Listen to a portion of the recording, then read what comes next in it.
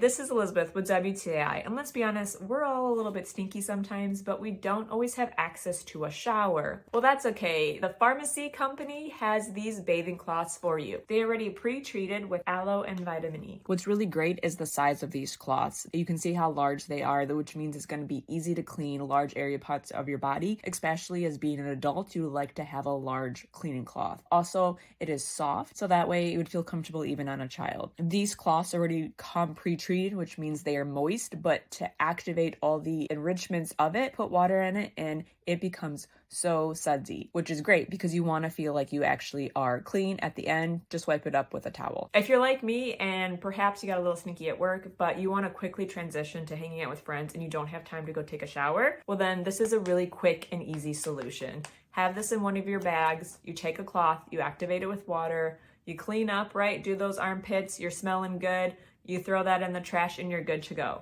On the back, it even has these little icons that perhaps gives you a little bit ideas of where you can use it, right? If you're out camping, yeah, you don't always have access to a shower. Traveling, airports, you don't have access to a shower.